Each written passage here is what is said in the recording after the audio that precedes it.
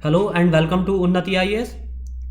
औद्योगिक संबंध और श्रम कानून की सीरीज का ये हमारा 6th लेक्चर है और आज के लेक्चर में हम मजदूरी भुगतान अधिनियम 1936 के बारे में डिटेल में कवर करेंगे।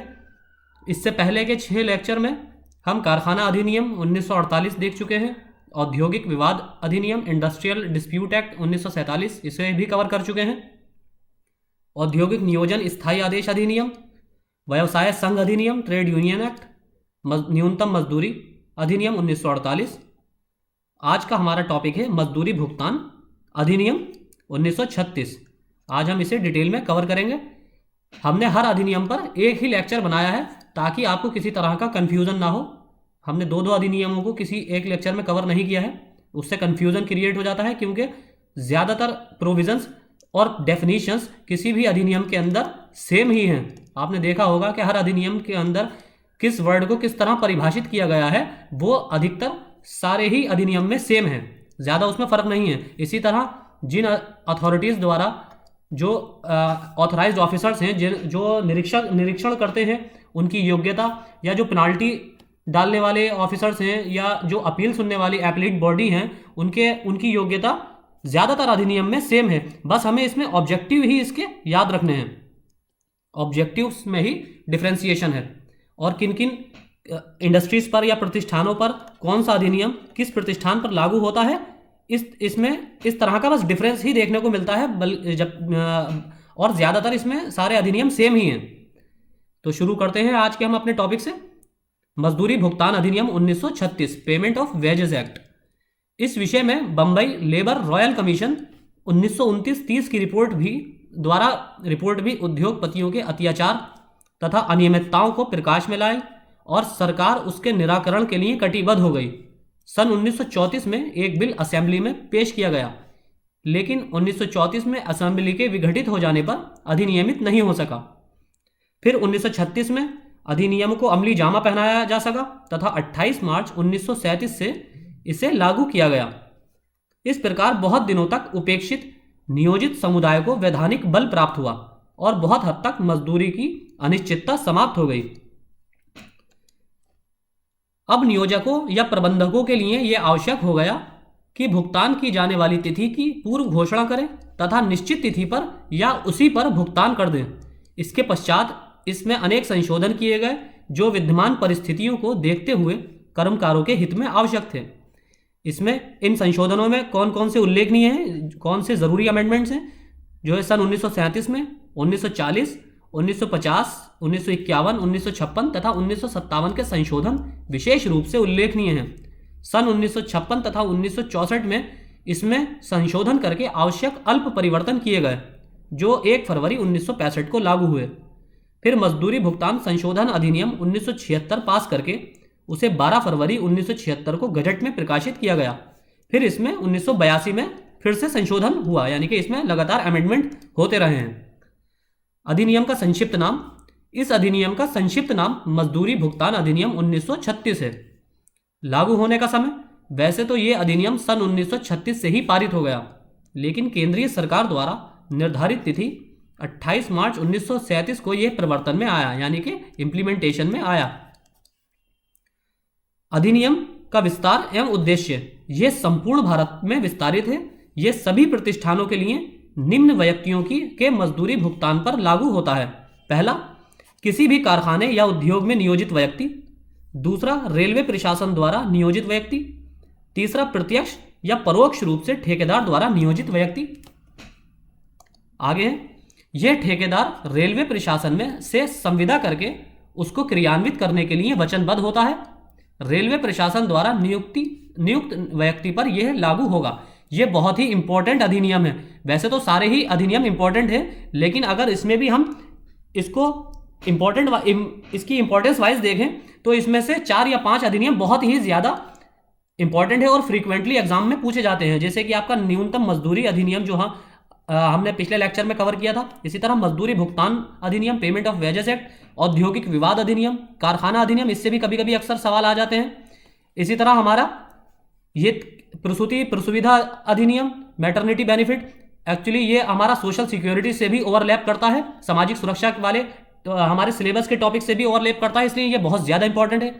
और बंधुआ मजदूर, बाल किशोर, और ये ईपीएफओ का कर्मचारी राज्य बीमा अधिनियम, ये सारे ही 4 या 5 इंपॉर्टेंट हमारे लिए बहुत ज़्यादा ही इंपॉर्टेंट है। आगे चलते हैं। इसके अतिरिक्त इसके विस्तार करने का अधिकार राज्य सरकार को प्राप्त है।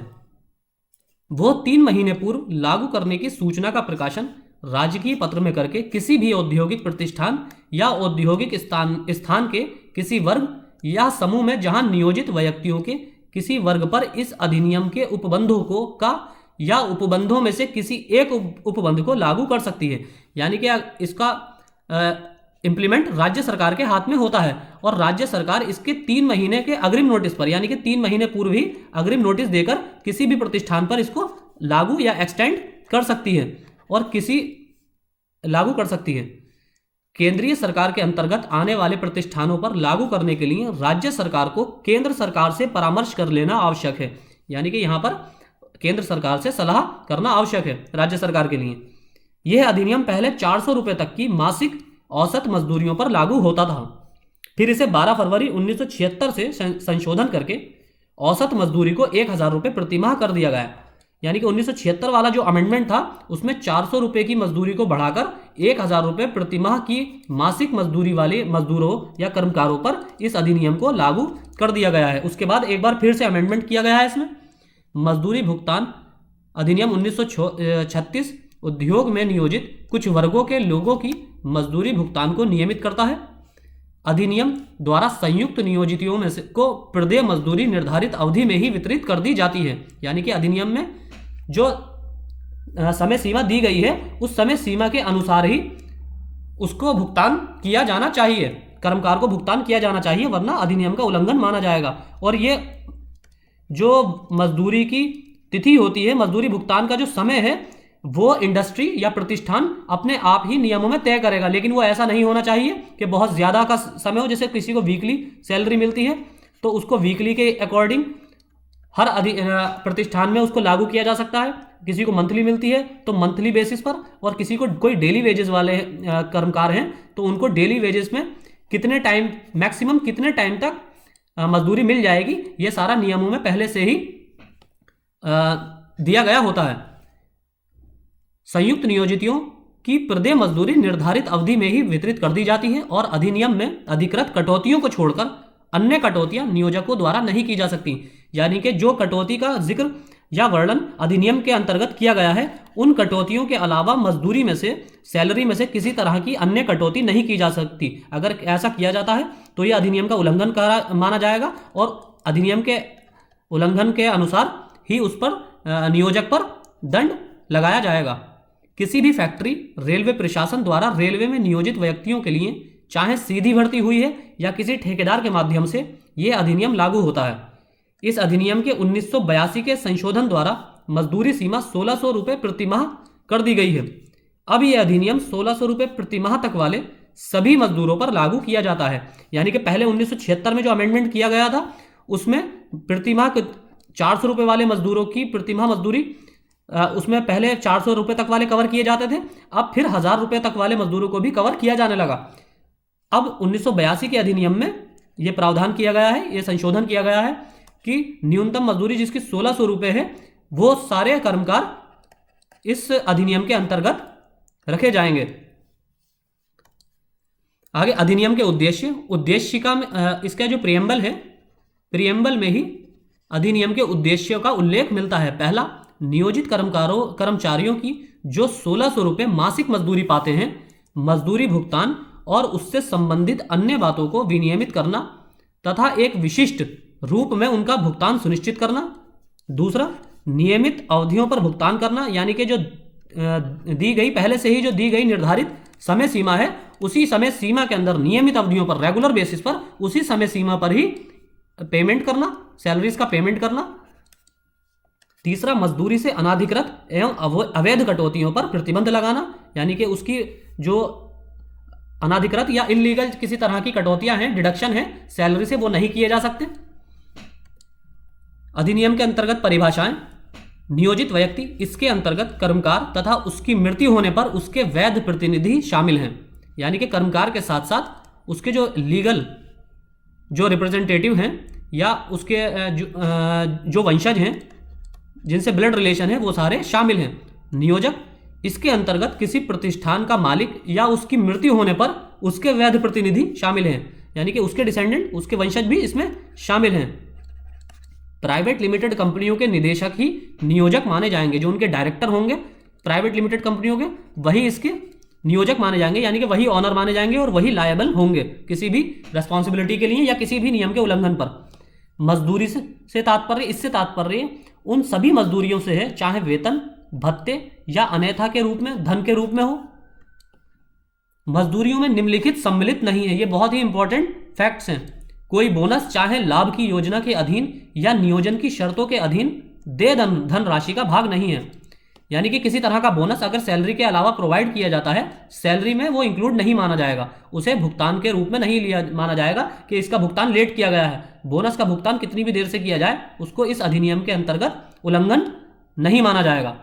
किसी आवास सुविधा का मूल्य या प्रकाश, जल की आपूर्ति, चिकित्सा, परिचर्चा या अन्य सुविधा, यानी कि जैसे कि हाउस रेंट दिया जाता है किसी को, अगर हाउस रेंट अगर कंपनी या कोई भी गवर्नमेंट ऑर्गेनाइजेशन या प्राइवेट ऑर्गेनाइजेशन या इंडस्ट्री हाउस रेंट लेट से देती है किसी कर्मचारी को, या उसको मेडिकल अलाउंस लेट से देती है, तो या अन्य अलाउंस और भत्ते, जो अन्य प्रकार के भत्ते हैं, उनमें किसी तरह की देरी होने पर उस पर किसी तरह का ऑब्जेक्शन नहीं किया जा सकता और ना ही उनके विरुद्ध अपील की जा सकती है। ये अधिनियम के अंतर्गत सम्मिलित नहीं है।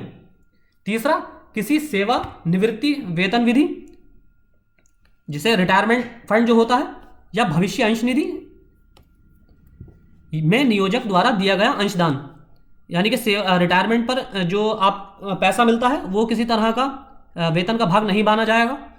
कोई यात्रा भत्ता, ट्रेवलिंग अलाउंस या किसी यात्रा संबंधी रियायत का मूल्य तथा ओवर टाइम भत्ता, यानी कि ओवर टाइम जो पैसा अलाउंस जो दिया जाता है कंपनी द्वारा, इंडस्ट्री द्वारा, उसको भी इसके अंतर्गत, अधिनियम के अंतर्गत अगर वो लेट से दिया जाता है तो अधिनियम का उल्लंघन नहीं माना जाएगा।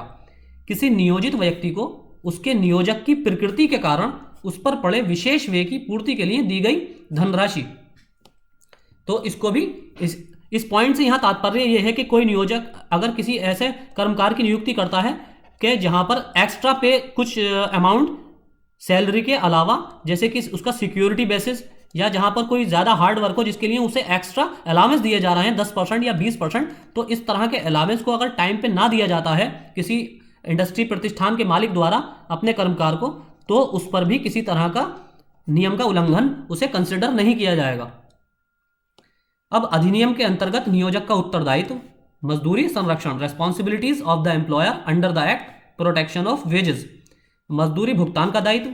धारा 3 नियोजक के लिए अपने अधीन नियोजित व्यक्तियों को मजदूरी का भुगतान करना आवश्यक बताती है, यानी कि मजदूरी का भुगतान समय पर करना धारा 3 के अंतर्गत किसी भी नियोजक के लिए आवश्यक है। उल्लंघन करने पर नियोजक को दंडित करने की भी व्यवस्था की गई है। इसमें धारा 3 के अनुसार प्रत्येक नियोजक का मुख्य एवं प्राथमिक कर्तव्य है कि वो नियोजित व्यक्तियों की मजदूरी की देनगी करे। मजदूरी कालावधियों को नियत करने का दायित्व, अब इसमें नियोजक के द्वितीयक दायित्व का उल्लेख धारा 4 में किया गया है, जिसके अनुसार धारा 3 के अंतर्गत मजदूरी का भुगतान करने के लिए उत्तरदायी व्यक्ति इस अधिनियम में मजदूरी कालावधियों के रूप में उस कालावधि को निर्दिष्ट करेगा जिसमें मजदूरी प्रदान की जाएगी, यानी कि कोई भी प्रतिष्ठान अपने नियमों में यह पहले ही इस बात को सूचित करेगा कि वो अपने कर्मकारों को कितने समय सीमा के अंदर सैलरी प्रोवाइड करता है या करने वाला है या करेगा। इसको अपने अधिनियमों में, अपने नियमों में उसे पहले ही सूचित करना पड़ेगा और उन्हीं नियमों के अनुसार उसे सैलरी प्रोवाइड करनी है। अगर अपने बनाए गए नियमों का वो उल्लंघन करता है तो इसे मजदूरी भुगतान अधिनियम 1936 का उल्लंघन माना जाएगा और धारा 4 के अंतर्गत उस पर पेनाल्टी लगाई जाएगी। मजदूरी का चालू सिक्के या चालू मुद्रा में भुगतान करने का दायित्व, यानी कि मजदूरी को सिर्फ ये एम्प्लॉय के ऊपर है, एम्प्लॉय उसको सिर्फ चालू सिक्के की फॉर्म में या करेंसी नोट की फॉर्म में ही एक्सेप्ट कर सकता है और अदर फॉर्म्स को वो मना कर सकता है, उसके द्वारा मना किया जा सकता है और मना करने पर उसको नियोजक का ये दायित्व है कि वो करेंसी मुद्रा, चालू मुद्रा की फॉर्म में ही एम्प्लॉय को पेमेंट करे। धारा 6 नियोजक के तीसरे कर्तव्य तथा दायित्व का उल्लेख करती है कि वो अपने अधीन नियोजित व्यक्तियों को मजदूरी की देनगी चालू सिक्के या करेंसी मुद्रा में करे।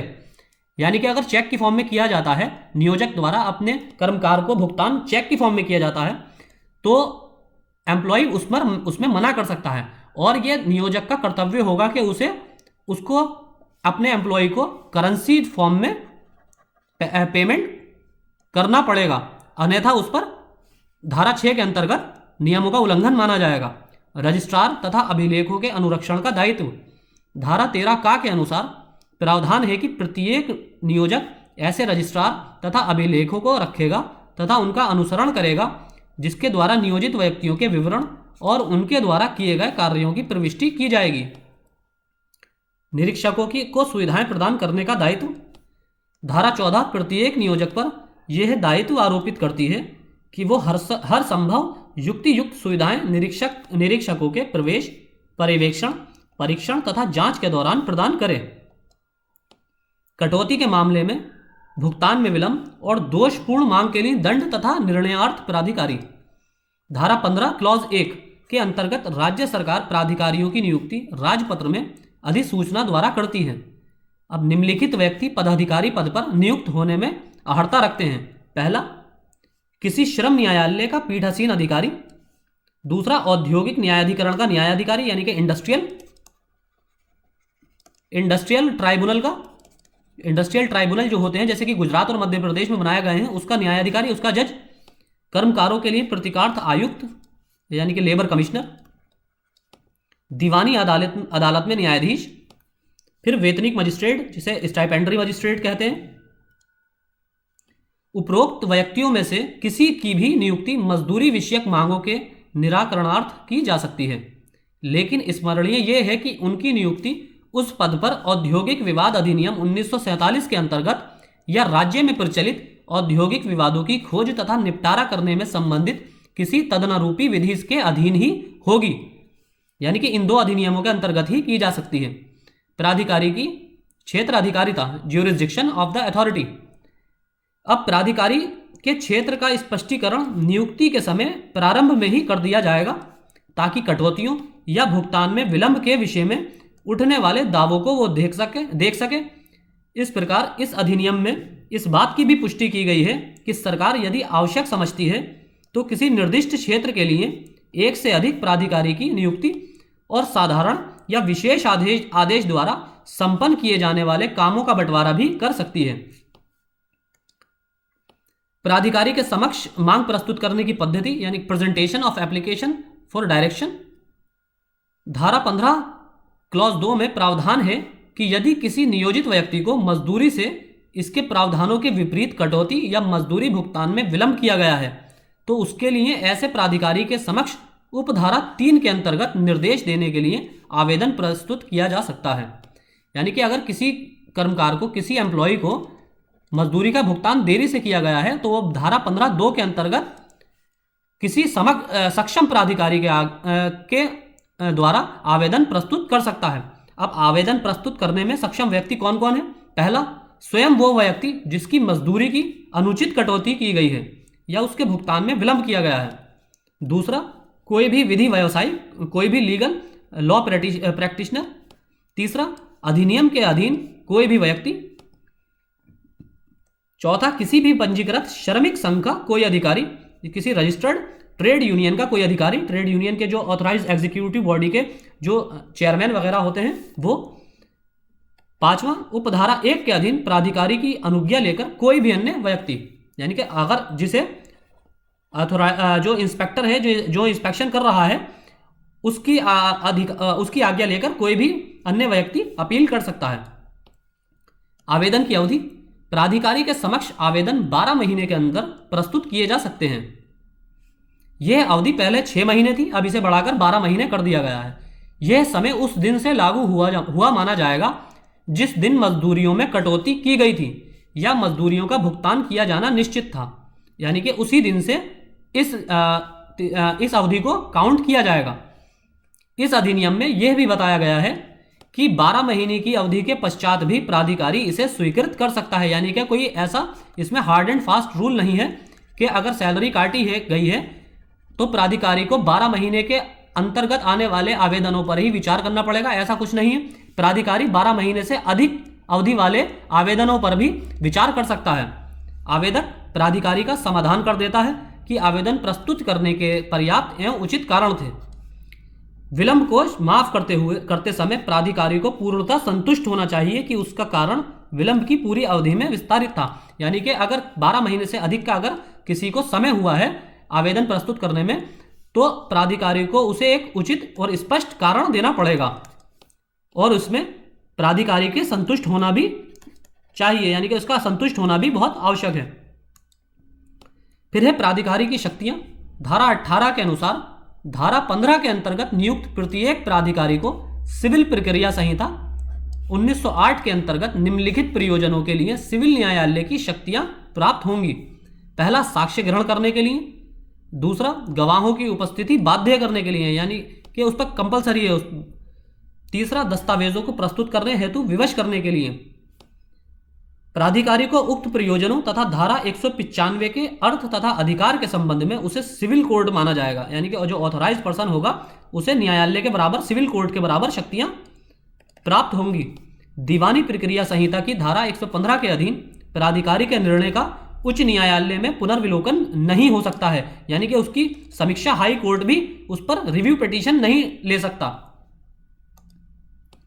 अब सुनवाई की प्रक्रिया। धारा 15 क्लॉज 3 और क्लॉज 4 ऐसे आवेदनों की सुनवाई के लिए प्रक्रिया निर्धारित करती है।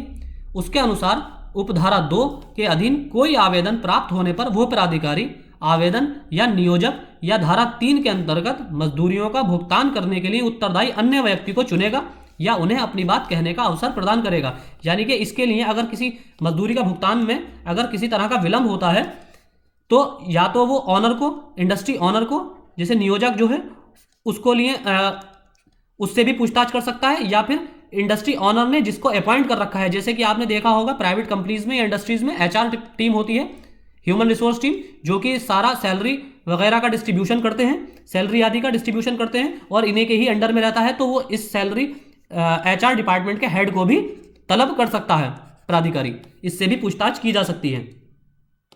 आगे निरीक्षकों की नियुक्ति। इनकी नियुक्ति राज्य सरकार द्वारा राजपत्र में विज्ञप्ति जारी करके की जाती है और वही उनकी नियुक्तियों की पुष्टि तथा प्रकाशन भी करती है, राज्य सरकार ही करती है।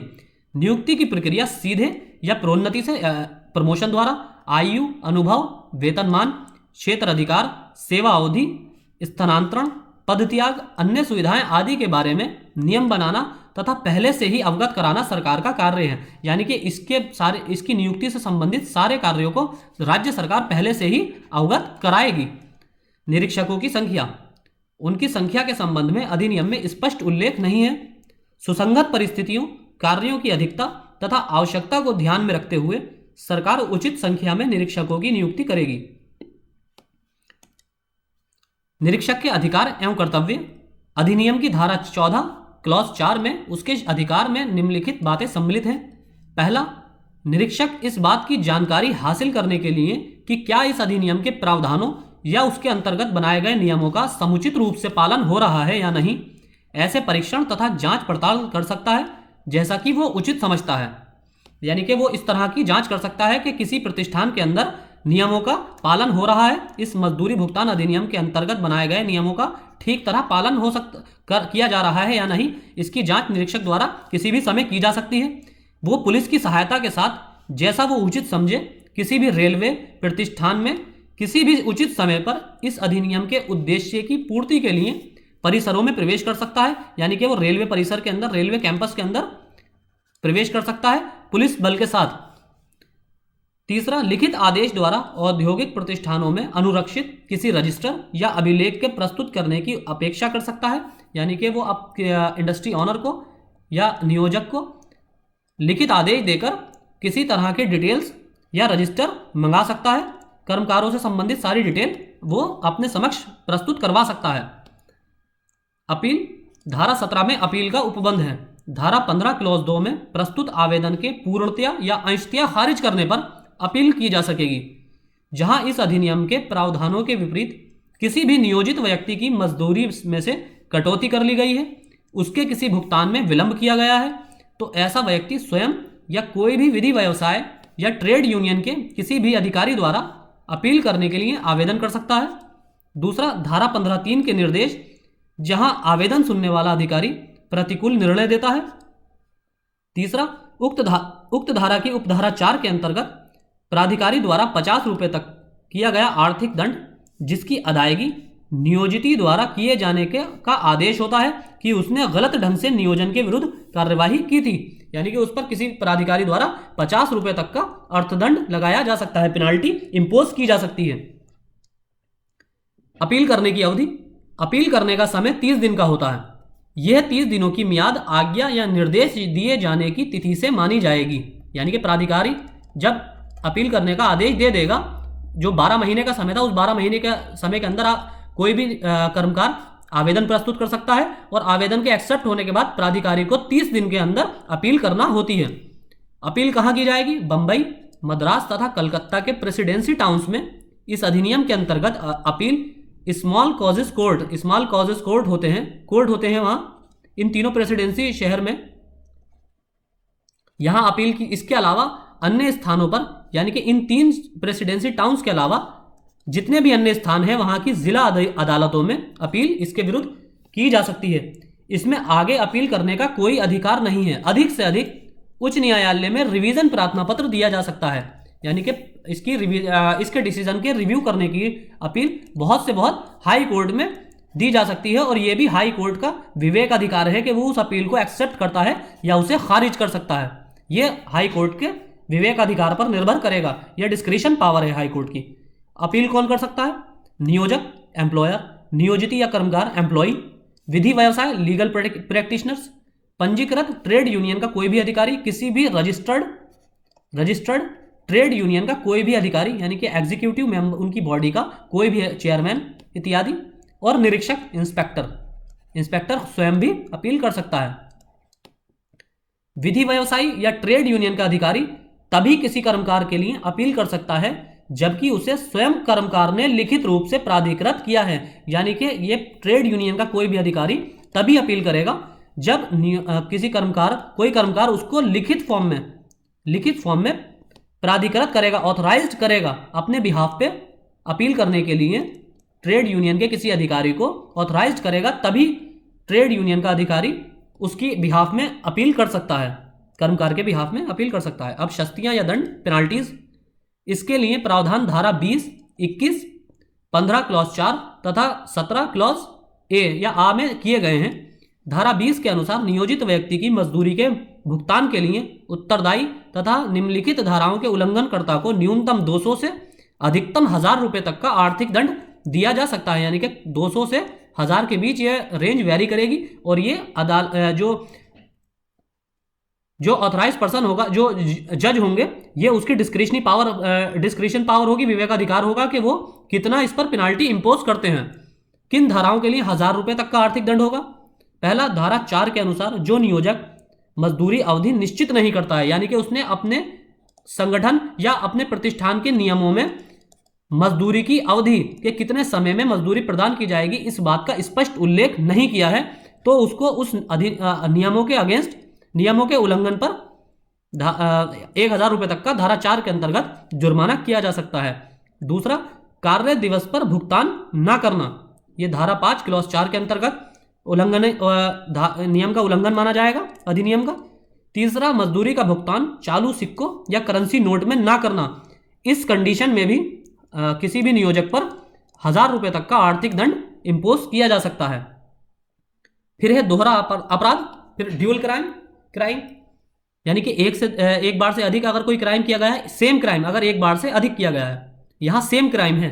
धारा 20 क्लॉज 5 के अनुसार यदि कोई व्यक्ति जो एक बार पहले इस अधिनियम के अधीन किसी दंडनीय अपराध के लिए दोष सिद्ध हो चुका है और दोबारा उसी उपबंध के उल्लंघन का दोषी पाया जाता है, यानी कि अगर कोई मजदूरी भुगतान देर से करता है तो उसके लिए अगर उसको एक बार दंडित किया जा चुका है और दोबारा उस पर मजदूरी भुगतान देर से ही करने का उस पर आरोप लगता है, तो वो दोष सिद्धि के लिए अधिकतम 3 महीने और न्यूनतम 1 महीने की सजा या 1000 रुपये अर्थदंड, लेकिन 200 रुपये से कम ना हो, से दंडित किया जा सकेगा। यानी कि उस पर 1 महीने से लेके 3 महीने तक की जेल और 200 रुपये से लेकर 1000 रुपये तक का जुर्माना या दोनों हो सकते हैं। लेकिन दोबारा अपराध होने में 2 वर्ष से कम का समय हुआ हो, तभी उपरोक्त प्रावधान के तहत उसे दंडित किया जाएगा। यहाँ एक कैच और है कि मजदूरी, अगर किसी को मजदूरी देर से देने का, विलंब से देने का के उपबंध के प्रोविजन के अगेंस्ट दंडित किया गया है और उसी नियोजक ने 2 साल के अंदर ही अंदर दोबारा इसी नियम का उल्लंघन फिर से किया कि उसने मजदूरी विलंब से दी, तो तब उस पर यह धारा इंपोज की जाएगी। इस धारा के अंतर्गत उस पर केस चलाया जाएगा। अगर 2 साल से अधिक के समय के बाद दोबारा इसने इस नियम का उल्लंघन किया है, नियोजक द्वारा किया गया है, तो उस पर नए सिरे से, जैसे कि पहली बार में उस पर प्रोविजन के नियम पर उल्लंघन पर दंडित किया गया था, उसी प्रकार उसको दोबारा दंडित किया जाएगा अगर 2 साल से अधिक का समय हो गया है। तो आज के लेक्चर में इतना ही। अब कल के लेक्चर में हम कर्मचारी राज्य बीमा अधिनियम 1948 के बारे में चर्चा करेंगे। आज के लेक्चर में इतना ही। Thank you.